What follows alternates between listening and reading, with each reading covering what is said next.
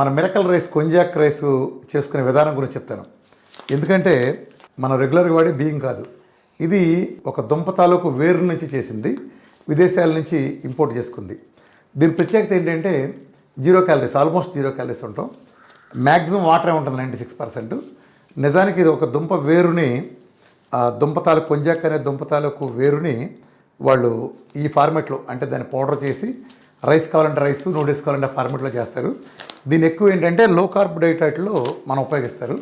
మన డైట్లో కూడా మనకి లో క్యాలరీస్ ఉంది కాబట్టి రైసు మనకి తినలేకపోతున్నాం అనే లోటు ఫీల్ అయిన వాళ్ళు, లేదా దీర్ఘకాల వ్యాధులైన క్యాన్సర్ కానీ టైప్ 1 లాంటి వాటిలో, ఇతర క్రానిక్ డిసీజుల్లో లాంగ్ టర్మ్ చేసినప్పుడు, అంతకాలం చేసినప్పుడు ఇబ్బంది పడే వాళ్ళకి రైస్ అనే ఆ టచ్, జస్ట్ ఆ టచ్ ఉంటే ఏదైనా చేయగలగటం అనే దానికోసం ఈ రైసు ఇప్పుడు మనం ఇంట్రడ్యూస్ చేసాం దీన్ని.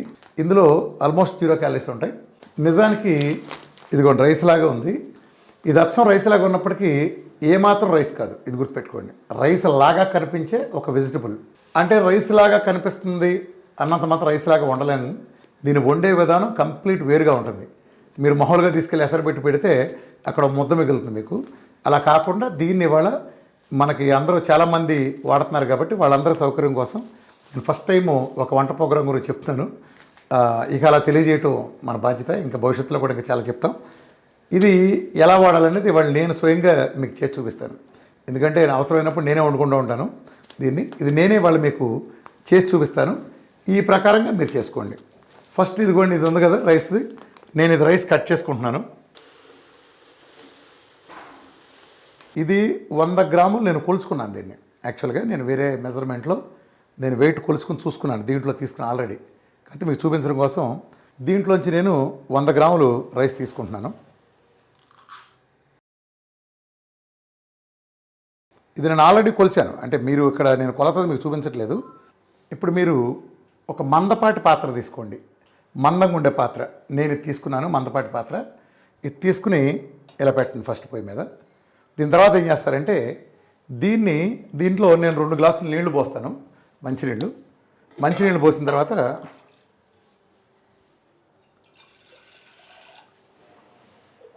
మంచినీళ్ళు పోస్తున్నాను 2 గ్లాసులు. దీన్ని ఓ పక్కన పొయ్యి మీద ఈ మరుగుతూ ఉంటాయి, దీని మీద నేను నీళ్లు ఉంచాను. ఇప్పుడు దీని మీద బాగా మసలటం కోసం జస్ట్ మూత పెడుతున్నాను, మామూలు ప్రొసీజర్. ఇప్పుడు మూత తీసి ఒకసారి చూసుకోండి, ఇది ఇలా మసులుతుంది. ఈ రకంగా మసులుతూ ఉండాలి. వాటర్ మసులుతూ ఉన్న టైంలో రైస్ తీసుకుని ఇప్పుడు ఈ రైస్ని మనం క్లీన్ చేద్దాం. ఇదిగో మంచినీళ్ళు నేను ఇందులో పోస్తున్నాను. సరిపోద్దా? ఇది ఈ రైస్ని క్లీన్ చేస్తున్నాం. ఒకసారి కడిగిన తర్వాత ఈ నీళ్ళని పారబోసి మళ్ళీ రెండోసారి కూడా కడుగుదాం. సరే, క్లీన్ చేసుకుని ఇప్పుడు ఇక నీళ్ళు పారబోయి వస్తలేదు, డైరెక్ట్ మసలే నీళ్ళలో చూడండి, మసలే నీళ్ళు ఉన్నాయి కదా, ఇందాటి వరకు పొగలు సెగలు వచ్చినాయి.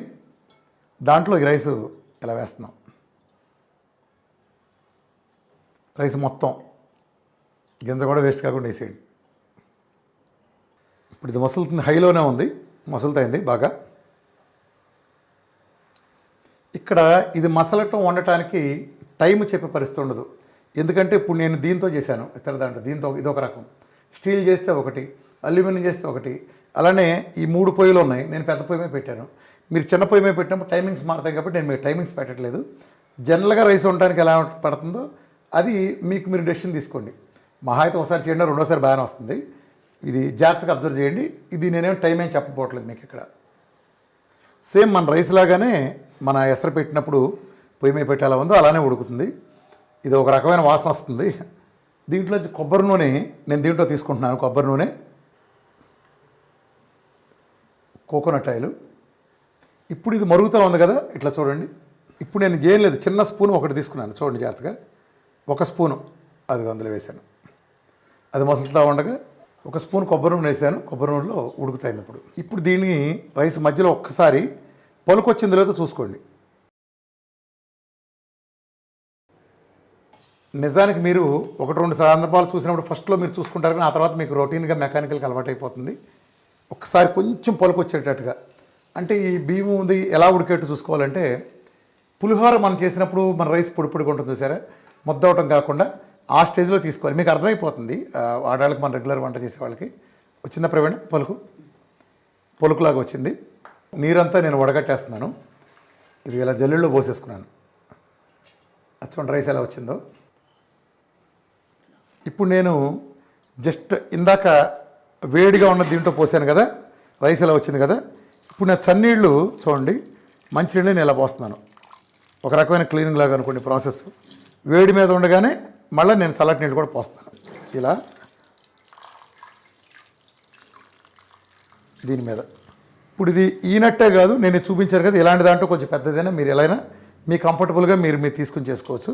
నేను నా కంఫర్ట్ కోసం నేను పెద్దది తీసుకున్నా. ఇది చూసారు కదా, ఇది రైసు ఈ రకంగా రైస్ లాగా వచ్చింది. ఇప్పుడు ఈ వాటర్ అంతా దిగిపోయింది, కిందకి దిగిపోతుంది. ఇది కూడా చూడండి, రైస్ చూడండి రైస్ లాగా వచ్చింది క్లియర్గా.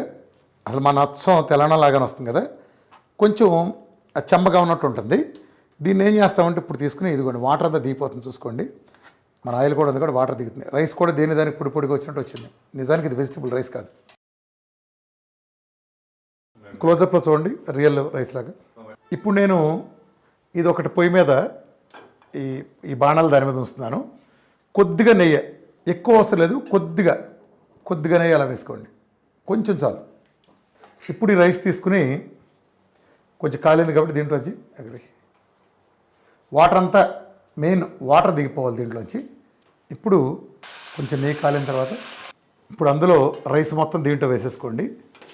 రైస్ వేసుకున్న తర్వాత స్లోగా, అంటే ఇది యాక్చువల్గా ఆ నీరు కూడా కొంచెం ఆవిరైపోతుంది, దీనికి కొంచెం వేడి చేసుకోవాలి. ఇలా స్టీల్ కాకుండా ఉంటే పోయేదాం, నాన్ స్టిక్ అయితే సరిపోయేదాం. యాక్చువల్ నాన్ స్టిక్ లాంటి బాగా వస్తుంది. ఇదిగోండి రైస్ కూడా చూడండి ఎలా వస్తుందో. ఇప్పుడు రైస్ని మనం ప్లేట్లో సర్వ్ చేసుకుందాం. ఇది చూసారు కదా రైసు,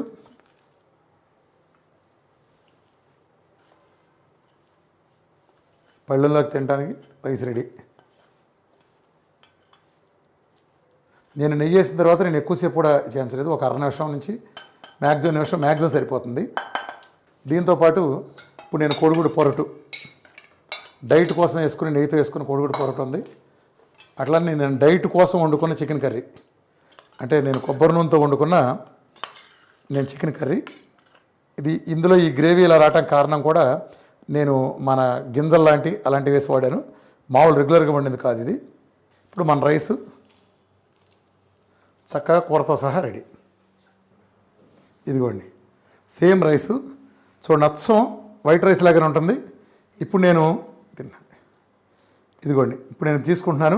ఇదిగోండి పొరట్లో కలిపి రైసు సేమ్. ఈ రైస్ పర్పస్ ఏంటంటే ఇందులో ఎటువంటి పోషక విలువలు ఉండవు, ఇది గుర్తుపెట్టుకోండి. ఇంత కూడా బలం ఉండదు, కార్బోహైడ్రేట్స్ ఉండవని మనం ఎలా తింటున్నామో దీన్ని గుర్తుపెట్టుకోండి, ఎలాంటి పోషక విలువలు ఉండవు.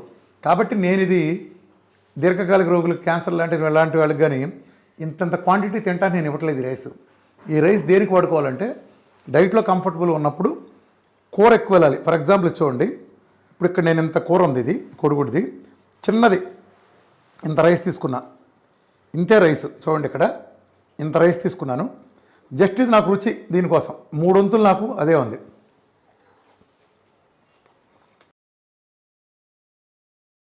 మూడు వంతులు నాకు ఇందులో కూరే ఉంది. కానీ నేను ఎలా కంఫర్టబుల్ తింటున్నాను, అచ్చమైన వైట్ రైస్ లాగా ఉంది కాబట్టి నేను చాలా కంఫర్టబుల్ తినగలుగుతున్నాను. అలానే నాన్ వెజ్ ఇంత ముక్క పెట్టుకున్నాను నేను, ఇంత చికెన్, జస్ట్ ఇంత రైస్ అయితే చాలు. ఇది ఇంతే రైసు, నేను ఎక్కువ తినట్లేదు, జస్ట్ కొద్దిగా రైసు. ఈ ముక్కలు నేను ఈజీగా పంపించడం కోసం, అంటే నేను క్యాన్సర్ లాట్లో అవసరమైతే కిలో తినండి, 2 కిలోలు తినండి అని చెప్తాను. నాన్ వెజ్ బాగా తినేటప్పుడు జస్ట్ ఎంత కొద్దిగా తీసుకున్నా ఎక్సలెంట్, అచ్చం బాస్మతి రైస్తో తిన్నట్టే ఉంటుంది. ఇది కేవలం దాన్ని చేయడం కోసం, రుచిని అన్నం తినలేదని ఫీలింగ్ తప్ప దీంట్లో బలం వస్తుందని కాదు. ఈ లిమిటేషన్ గుర్తుపెట్టుకోండి. ఇదిగోండి ఇలా చక్కగా ఒక పెద్ద ముక్క తీసుకోండి. దీని ద్వారా ఈ ముక్కలు ఇప్పుడు మనం అన్నం లేకుండా ఒట్టుకూర తినమంటే ఇన్నాళ్ళు మనాలు సఫర్ అవుతున్నారు కాబట్టి సేమ్ రైస్ ఫీలింగ్తో ఇది నేను ఇందులో 2 ముక్కలు పెట్టుకున్నాను. కొంచెం రైసే అయిపోయింది. ఇది రైస్ అనేది మనం ఇలా చేసుకున్నాం. ఇందులోకి ఏ కూర అయినా సరే, అంటే ఇప్పుడు నేను చికెన్ కోడిగుడ్డు చేసుకున్నాను. మీరు మన దాంట్లో దొండకాయ, బెండకాయ, బీరకాయ, దోసకాయ, కాకరకాయ లేదా దోసకాయ పచ్చడి చేసుకోవచ్చు. ఈ రైస్ వేడివేడిగా తిన్నప్పుడు కొంచెం మెత్తకుండొచ్చు, కానీ కొద్దిగా ఆరిన తర్వాత టేస్ట్ ఎట్లానూ పోదు, చక్కగా పొడిగా వచ్చేస్తుంది. బాగా ఆరిన తర్వాత ఇలా మన సేమ్ పొడి పొడిగా చేసినట్టు వస్తుంది. దాంతో మీరు పులిహోర చేసుకున్నా సేమ్ అంతే, నిమ్మకాయ పిండేసి చక్కగా మన డైట్కి అనుగుణంగా కరివేపాకు వేసి చక్కగా వేసి మొత్తం నిమ్మకాయ దాంతో వేసి లెమన్గా మంచి వర్రగా పులిహోర చేసుకోండి. అట్లా నేను నాటుకోడి తీసుకున్నా, చేపల కూర తీసుకున్నా, చేపల ఫ్రై తీసుకుంటే ఓ మొక్క ఇది ఓ మొక్క అది. అలానే మీరు నెక్స్ట్ వచ్చిన వెజిటబుల్ కర్రీ, అది మష్రూమ్ కర్రీ కానీ, మష్రూమ్ కూడా చాలా బాగుంటుంది. అన్ని కర్రీస్ చాలా బాగుంటాయి. ఎందుకంటే రైస్లో ఉండే ప్రత్యేకత మీకు తెలుసు. రైస్ అనేది దానంత రుచి కంటే కూరకు మంచి రుచి కల్పిస్తుంది. అది కూర తినటాన్ని మంచి ఒక అద్భుతమైన ఎక్స్పీరియన్స్లా చేస్తుంది. ఇంతకాలం డైట్లో మిస్ అయింది దీన్ని చేయొచ్చు. అయితే దీనికి సంబంధించి ఏంటంటే ఇది ఒక వెజిటబుల్ కాబట్టి మ్యాక్సిమం 0 క్యాలరీస్ ఉన్నప్పటికీ కొత్తగా తిన్నప్పుడు ఏమంటుందంటే కొంతమందిలో అది తక్కువ మందిలో కొంత షుగర్ లెవెల్ ఎలివేట్ అయినట్టు అనిపిస్తాయి. కాబట్టి ఏంటంటే డయాబెటీస్ వాళ్ళు వెంటనే కాకుండా మిగిలిన వెయిట్ లాస్కి కానీ వానికి కానీ చక్కగా ఉన్నది, దాంట్లో ఏ తేడా లేదు. అంటే క్యాలరీస్ అయితే లేవు. కాకపోతే ఏదైనా కొత్త వెజిటబుల్ ఈ జీవితంలో ఎన్నాళ్ళు ఈ దుంప వేరు మనం ఎప్పుడు తినుండలేదు కాబట్టి మొట్టమొదటిసారి తిన్నప్పుడు దీనివల్ల కొద్దిగా షుగర్ లెవెల్ ఎలివేట్ అయినట్టు తాత్కాలికంగా అనిపించవచ్చు. అది పెద్ద విషయం కాదు. మనం దాన్ని బట్టి మీరు నిర్ణయం తీసుకోవచ్చు, ఇది తీసుకోవద్దు అనేది, క్వాంటిటీ ఎంత అనేది. నిజానికి ఇంత కూడా అవసరం లేదు, మీకు చూపించడం చేసా. కానీ ఇంత రైస్ తింటే చాలా ఎక్కువ. ఇంత రైస్తో ఈ కూర అంతా తినేయచ్చు. నిజానికి నేను ఊరినే వండటం మీకు చూపించడం కోసం ఇంత పెట్టాను. కానీ ఇది కానీ మీ ఇష్టం, ఫ్రైలాగా చేసుకోండి, రోస్ట్ లాగా చేసుకోండి, రొయ్యలు, అది మీరు ఏ కూర కావాలంటే ఆ కూర, తోటకూర ఫ్రై కానీ ఏదైనా తెల్లన్నంలో తిన్నట్టే ఉంటుంది. జస్ట్ కొద్దిగా తీసుకోండి సరిపోతుంది, ఎక్కువ తీసుకుంటే ఆ సాటిస్ఫాక్షన్గా ఉంటుంది. ఇది రైస్కి సంబంధించి.